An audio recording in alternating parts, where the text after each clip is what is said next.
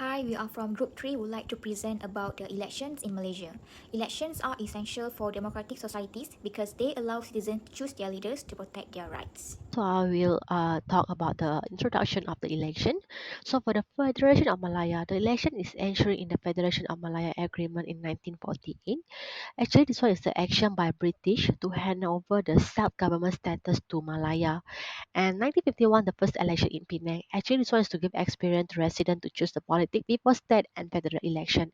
And the second stage was in 1952, which is in municipal KL.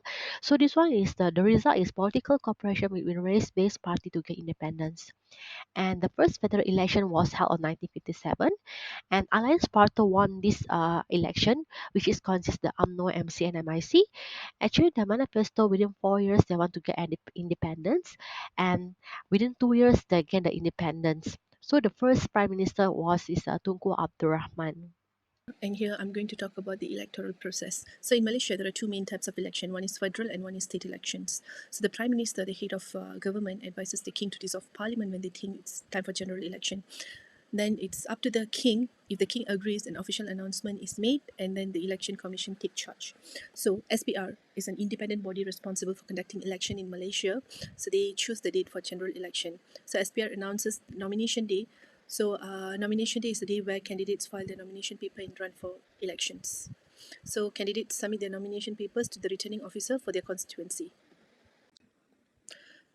And next, the campaign begins. Holding rallies is one of the most popular strategies that are used by political parties. Another common campaign method is to distribute flyers and leaflet.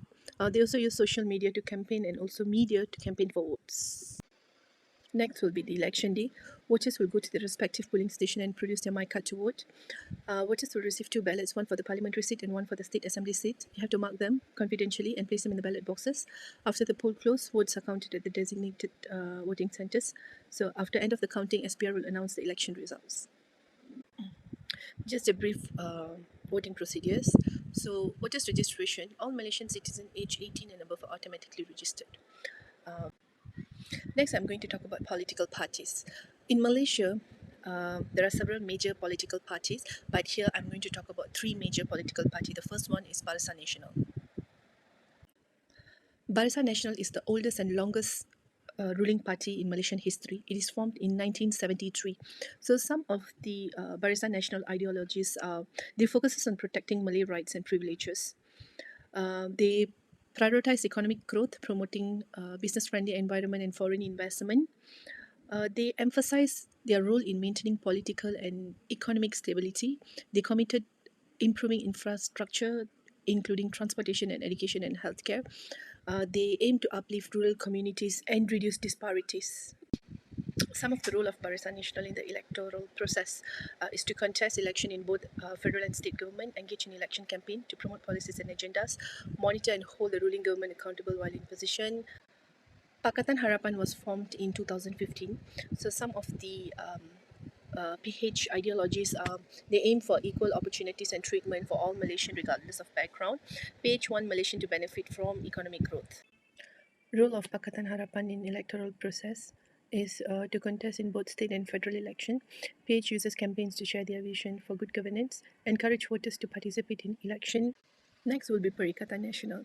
Perikatan Nasional is a political party that was formed in 2020 by Datuk Muhyiddin Yassin, who was then the Prime Minister of Malaysia, as an alternate to PH government. The component parties under Perikatan Nasional are PAS, Bersatu, Gerakan and SAPP. Therefore, the ideologies of Perikatan Nasional are mixed ideologies of its four component parties. Like Bersatu, ideology is based on the principle of Malay nationalism, Islam and democracy. The role of Perikatan Nasional in electoral process is contesting an election in both federal and state elections. PN uses various means, including its component parties, affiliate organizations, NGOs, social media, to mobilize voters. All right. So usually all the candidate will do the campaign. Actually, this one is to convince the voter of their ability to lead. This is the one of the strategy that the candidate will use to attract voter and believe of their manifesto. In the election campaign, candidates should follow the rule. Failure to follow the rule, the candidate will be disqualified from the election. So this is the one of the example election campaign that happened in Malaysia. I will be explaining on the voter perspective and election day. Voters in Malaysia have a variety of perspective on the outcome of the election. Some are very hopeful that the election will bring about change in economy, political stability, social issues, and address corruption or protecting rights as a multiracial and multi-religious country. I will explain on the economy. Malaysia's economy has been struggling in recent years, especially after pandemic. Voters are very concerned about the rising inflation and unemployment and rising cost of living. Many voters are hoping for these issues to be addressed accordingly. As an example, based on Berita RTM dated on 7 November 2022, most of the voters are hoping for a change in economy after pandemic had made a significant impact on economy and society. The second thing is protecting rights and interests, as Malaysia is a multiracial and multi-religious country. Voters are being hopeful for a change about protecting their rights and interests without challenging the content in federal constitution. Many voters, especially young voters, urge the future candidates to boost unity in our society. Third, addressing corruption and political issues. Corruption is a major problem in Malaysia, so voters are looking for candidates who will be honest and transparent in ruling the country. As an example, during PRU 15, PN promised Malaysians that there will be no corruption and power abuse if they win the election. On election day, voters will go to their polling stations and cast their votes for their preferred candidates. The polling stations will be open from 8 a.m. to 5 p.m. The atmosphere on election day in Malaysia is typically one of excitement and anticipation for all Malaysians. Voters are eager to cast their votes and to have their voices heard. There is a sense of democracy in the air, and people are hoping for a better future as the outcome of the election. Voters will queue up to enter the polling stations assigned and cast their votes. Voters' finger will be inked to show that they have voted and done their part as a responsible citizen. Election day in Malaysia is a day of democracy and celebration. It is a day when Malaysians have the opportunity to have their voices heard and to shape the future of their country.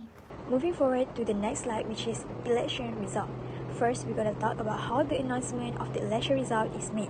The Malaysian Election Commission, which is SPR, is the one who is responsible for announcing election result, and it's usually announced nationally on election night after all votes has been counted. However, the result for individual constituency may be announced earlier once the counting is complete. The announcement of result is made through a variety of channels of SPR, including its website, social media, television, radio, and live press conference. After the result has been announced, political analysts and commentators will begin to analyze the result and discuss their implication. The analysis will typically focus on the overall performance of the different political parties and coalition, the winners and the losers in the election, the factors that contributed to the outcome of the election, and the last one is the implication of the election result for the future of Malaysian politics. Today, I'd like to discuss the impact of election on Malaysian society and governance. Firstly, election provide an opportunity for citizens to exercise their democratic rights and have a say in the governance of the country. In the 2020 general election, millions of Malaysians went to the polls and cast their votes and chose their representatives at various levels and government. This democratic participation is crucial as it ensures that the voice of the people are heard and taken into account in decision-making process. Furthermore, election can lead to shift in policies and priority as new government implement reform and initiative aligned with their campaign promises. After the 2020 general election, the new government implemented reform addressing issues such as economic development, social welfare, and governance transparency. This change in leadership brought about policy change that reflected the priorities of the newly elected official. Moreover, elections spark political awareness and encourage citizens to actively participate in decisions on important issues. For example, the 2022 general election in Malaysia sparked intense political campaign and engagement from various political parties and citizens. It encouraged discussion on topics like good governance, corruption, and social justice, fostering political awareness and encourage citizens to voice their opinions. Lastly, change in leadership through election bring about a fresh perspective and renew hope for the future. The change in government after the 2022 general election brought about a new political coalition offering a fresh perspective and renew hope for the country. In conclusion, this video provides a comprehensive overview of the importance of election in a democratic society with a specific focus on the Malaysian context. It delves into the history background of the election in Malaysia, highlighting the evolution of the electoral system and any significant change of the year. That's all from us, from Group Assignment 3. Thank you so much.